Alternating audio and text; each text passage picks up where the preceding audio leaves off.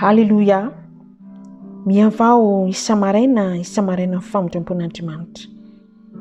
Mbola misaotra an'Andriamanitra lehibe tsika, mbola tratry izao anio izao indray, tratry izao andro anio izao indray mbola fahatsika manompo an'Andriamanitra, fahatsika mifampahery amin'ny alalan'ny teniny. Misaotra an'Andriamanitra tsika satria mbola nomen'Andriamanitra aina sy fofinaina no ny famondram-pony, ary ny fiahinany antsika no mbola niaro antsika ka mbola natoy izao antsika indray amin'izao andro anio izao. Mendrika indrindra raha isaorana ny anaran'ny Masina ho andeha isika hivavaka ametraka izao fotoana izao indray eo am-pelatanan'Andriamanitra. Saotranao izay Ray Masina tsara indrindra no ny famondram-ponao, ny fitiavanao, fofinaina mahavelona ny mbola nomenao anay, ka mbola fahana indray mbola miaina, fahana indray mbola mihetsika, fahana indray mbola manao zavatra rehetra. Misaotra Tompo, misaotranao izay ny amin'izany. Koa ankehitriny Tompo dia randray ny teninao indray izay, hianatra ny teninao indray izay dia sokafy ny fomam-pananay Tompo, ahafahanay mandray izany teninao izany, ahafahanay mianatra avy aminao. Isa fanahy masino ka aoka hitondra vokatra eo amin'ny fiainanay ny teninao hamoa avy zato eny izany. Fanahy masino misaom-ponay tsiraray avy anao androany dia amin'ny anaran'i Jesosy Kristy Tompo mpanjakanay no naovana izany vavaka izany. Haleluya, amen. Mirapantsika tsiraray avy amin'ny anaran'i Jesosy indray afaka indray fampiona indray, afaka mifampahery indray tsika amin'ny alalan'ny tenin'Andriamanitra androany. Androany isika dia hianatra ny amin'ny jeriny amin'ny hoe sarobidy eo anatrian'Andriamanitra ny fanahinao. Sarobidy anatrian'Andriamanitra ny fanahiko, sarobidy anatrian'Andriamanitra ny fanahinao. Indro ahy ny fanahy rehetra hoy Andriamanitra. Dia nefa kitsika ao amin'ny Ezekiela 4:4 izany. Andriamanitra ny fanahiny nofo rehetra Andriamanitra, andro fanahy rehetra Andriamanitra. Toutes les âmes sont à moi, dit l'Éternel. Mandefa kitsika ao amin'ny Ezekiela 4:4 fakitsika mianaran'i Jesosy izany teny izany. Indro any fanahy rehetra, toy ny fanahiny ray dia toy izany koa ny fanahin'ny zanany, samy ahy ireny ny fanahy izay manota no faty. Ahy ny fanahy rehetra. Atika tsara fa raha namorona ny olombelona Jehovah Andriamanitra dia avy tamin'ny vovoka no namorona ny Jehovah Andriamanitra ny olona. Dia novakitsika ny teny soratra masina araka izay voasoratra ao amin'ny Genesis 2:2-7. Vakitsika amin'ny anaran'i Jesosy izany teny izany. Ary vovotany no namorona ny Jehovah Andriamanitra ny olona, ary nofofony ny fofinaina mahavelona ny vavorony dia tonga olombelona izy. Iry ambany dia hoe tonga mananaina ny olona. Mba hampazava azy tsara dia andefa kitsika amin'ny teny baiko satria amin'ny teny malagasy dia fanahy daholo no ilazana azy, fa misy amma dia misy ny fanahy. Dia andeha nefa kitsika mba hampazava azy tsara izany teny izany. Genesis 2:2-7 vakitsika amin'ny anaran'i Jesosy. L'Éternel Dieu forma l'homme de la poussière de la terre. Il souffla dans ses narines un souffle de vie et l'homme devint une âme vivante. Et l'homme devint une âme vivante. Âme vivante, io fofinaina, souffle de vie, fofinaina avy amin'Andriamanitra. Raha namorona ny olombelona n'Andriamanitra tamin'ny alalan'ny Damaseva, dia io souffle de vie io sy tamintsika no mahatonga antsika olombelona afaka miaina, afaka matsiaro, afaka mihetsika, satria souffle de vie, mbola io souffle de vie men'Andriamanitra io no mbola hivelomantsika, ahafahantsika miaina, mihetsika, matsiaro. Haleluya, amen. Sarobidy amin'Andriamanitra ny amintsika, sarobidy anatrian'Andriamanitra ny amintsika. Hoy indrindra Jesosy dia nefakitsika ny teny soratra masina araka izay voasoratra ao amin'ny Maty 5:20-9. Vakitsika amin'ny anaran'i Jesosy izany. Fa inona moa no soa azon'ny olona raha mahazo izao tontolo izao kanefa very ny ainy, ary inona nomen'ny olona ho takalony ny ainy. Fa inona moa no soa azony olona raha mahazo izao tontolo izao kanefa very ny ainy, ary inona nomen'ny olona ho takalony ny ainy. Tsy voavidy vola na arena ny aina, ary tsy azo atakalo na inona na inona, satria Andriamanitra rery ihany no mitompo ny aina, izy no mahafaty sy mahavelona ny olombelona. Inona moa soa azony olona raha mahazo tontolo izao izy kanefa very ny ainy. Tsika tsara ny tantaran'ilay lehilahy mpanankarena arak'izay voasoratra ao amin'ny Luka 5:20 andininy 7:20 andiny efa kitsika izany ohatra avy ao amin'ny baiboly ihany no alaitsika hoe inona moa ny soa azony olona raha mahazo tontolo izao izy kanefa very ny ainy, ary inona soa azony olona men'ny olona takalo ny ainy. Vakitsika amin'ny anaran'i Jesosy Luka 5:7-20. Nisy lehilahy manakarena anankiray, ny akanjo volomparasy sy rongony madinika sady nanara-pofatratra isan'andro tamin'ny fahafinaretana. Andininy 2:20 ary maty ilay manakarena dia nalevina. Toizatsika andiny 3:20 ary raha Nijaly tao amin'ny fiainan-tsi-hita izy, ka ny andrandra dia nahita any Abrahama teny lavitra eny sy Lazarosy teo atratrany. Nanana zao rehetrarehetra izao ilay mpanankarena, tsy nisy nahory azy, ary volaza tsara amin'ny baiboly hoe nanara-pofatratra isan'andro tamin'ny fahafinaretana. Izany hoe ny fiainany rehetra dia izao netiny nanara-po tamin'ny fahafinaretana izao tontolo izao tamin'izay nahafinaritra azy, fa tsy nanao izay nafaly an'Andriamanitra izany mpanankarena izany. Ary tadio fa io fanahy io dia tsy maty, tsy mba maty io fanahy io, fa ny vovoka dia hiverina amin'ny vovoka toy ny teo, fa ny fanahy kosa dia hiverina amin'Andriamanitra izay nanome azy. Voasoratra ao amin'ny toriteny 12 andininy 7 izany teny izany. Ndeha nijerentsika hoe toriteny 12 toriteny 12 andininy 7. Vakitsika amin'ny anaran'i Jesosy izany tenin'Andriamanitra izany. Ka ny vovoka dia hiverina ny tany ho toy ny teo, fa ny fanahy kosa hiverina amin'Andriamanitra izay nanome azy iny.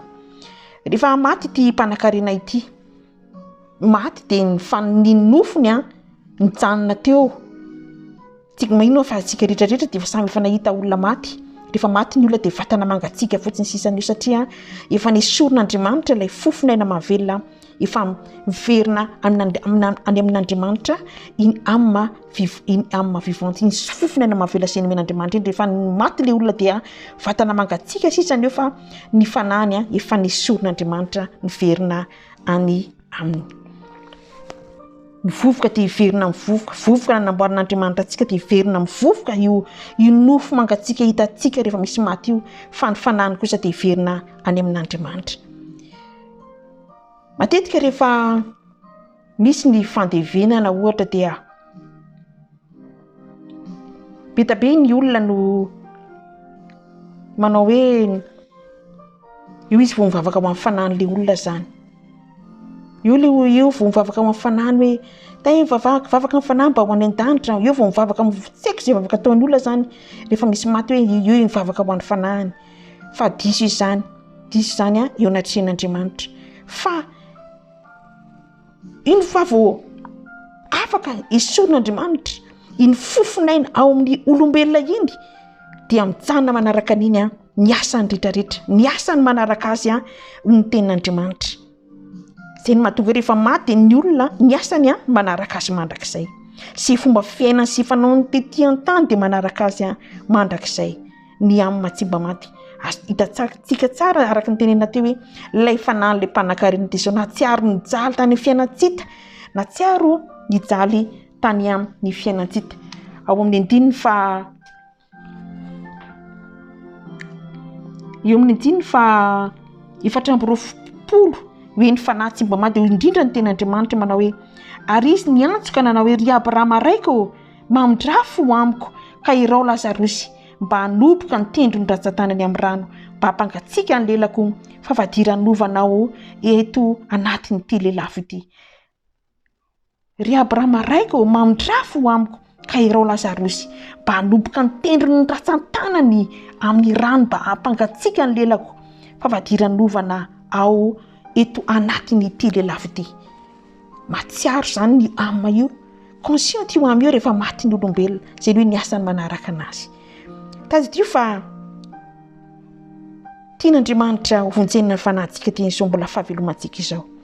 Ny sitrapon'Andriamanitra eo amin'ny fiainantsika dia ny famonjena ny fanahintsika amma izay efa vitan'i Jesosy Kristy teo amin'ny hazo fijaliana. Tena tiantsika loatra ny Andriamanitra, tena lehibe loatra ny fitiavan'Andriamanitra.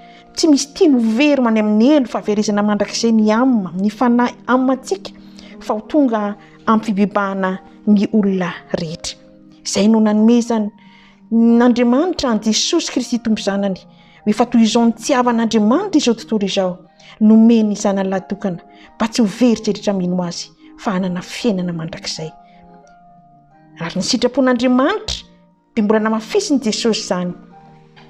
Ary izao no sitrapon'Andriamanitra izay naniraka ahy dia ny tsy hamelako izy ho very izay rehetra nomena ho ahy fa hatsangako indray amin'ny andro farany izy. Amen. Halleluja, amen.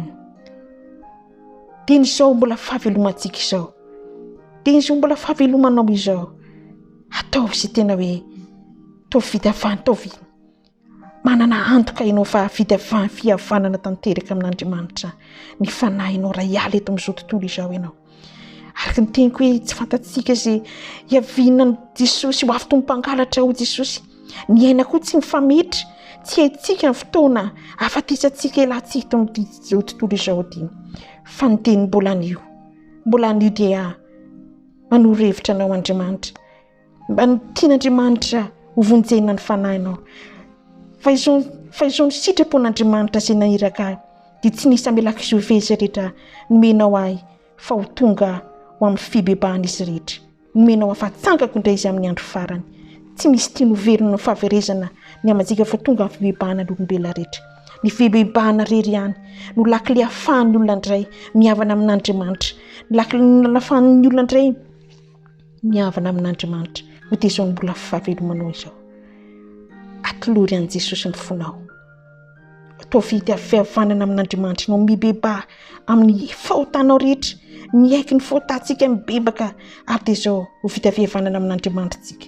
Alohan'ny afatesantsika, alohan'ny elantsika eto amin'izao tontolo izao. Tsy ny vavaka ataon'ny olona ny mahavonjy anao, tsy ny vavaka ataon'ny olona ny mahavonjy ahy, fa ny vavaka ataonao relation personnelle anao riry amin'Andriamanitra, ny fanomponana azy, ny fanarahana anazy. Koa dia anio ny tenin'Andriamanitra raha azo toy ny feonareo dia aza manamafy ny fonareo.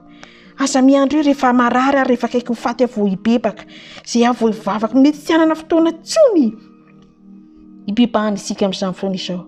Fa dia amin'izao mbola fotoana mampatanjaka antsika izao, amin'izao fotoana mbola hiainantsika izao, mbola matsiaro izao, mbola mihetsika, mbola miaina izao, dia izao ataovy tena vita fihavanana amin'Andriamanitra ianao. Anio ny ten'Andriamanitra. Tsisy mahalala ny avoaka ny ambitsika, tsy misy mahavolala ny avoaka ny ray segondra isika, fa ny anio raha iain'ny feony anareo, aza manamafy ny fonareo. Halleluja. Fa tadidio fa ny fananana n'Andriamanitra, ilay tompon'ny aina, manome aina mahavelona sy Jesosy ilay tena fiainana mitoetra ao anatinao amin'ny alalan'ny fanamasina no manome antoka ho antsika fa ny Jesosy Kristy mandrakizay ianao izay efa satarintsika teny ety an-tany ka ho mandrakizay izany.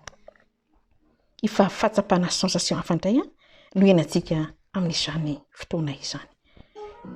Misaotra an'Andriamanitra tsika amin'izany teny izany. Mino fa hiasa ao am-pontsika tsirairay avy ny fanamasina. Mianatra isan'andro tsika mba hahatonga ny fiainantsika tena ho vita fihavanana amin'Andriamanitra, tena hanao izay mahafaly an'Andriamanitra amin'izao andro fahavelomantsika izao. tady io fa sarobidy amin'Andriamanitra zany fanahinao, fanahiko sarobidy natrean'Andriamanitra, iverina amin'Andriamanitra zany. Ka androany dia asa mangatakandro fa meo an Jesosy ny fiainanao, atolory azy ny mombanao rehetra, fitafianana aminy ianao. Tsy miankina amin'ny olona mifamonjenao fa miankina amin'Andriamanitra, miankina amin'ny Jesosy Kristy tombolay efa maty na nandatsaka ny rany teo amin'ny hazofijaliana famonjena ho azy sy ho anao rery ihany. Ho an'Andriamanitra rery ihany ny voninahitra sotran'Andriamanitra tsika ny amin'ny teniny dia andeha isika hivavaka tompoko.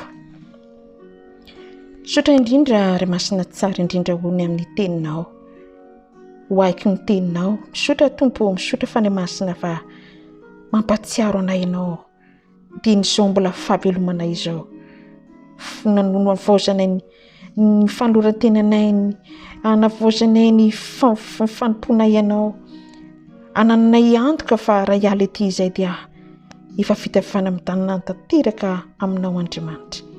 Sarobidy aminao ny fanahinay, azavela andalo fotsiny aminay izany teny izany, fa ny masina fa okany fananao masina, fanamaherin'ny Jehovah Andriamanitra hiasa any am-pony tsirairay avy, atonga anay tsy tafandriamanitra fa anotra ny fiainanay ho an'Andriamanitra teny izao an'imby izao. Sotra indrindra fa ny masina mamika indrindra amin'ny anaran'i Jesosy Kristy tompo, mpanjakany nanaovana izany vavaka izany. Sotra indrindra fa ny masina ny teninao. Halleluja, amen. Dia anao veloma antsika rehetrarehetra tompoko, mandra-piona indray, tahian'Andriamanitra isika tsirairay avy. Halleluja, amen.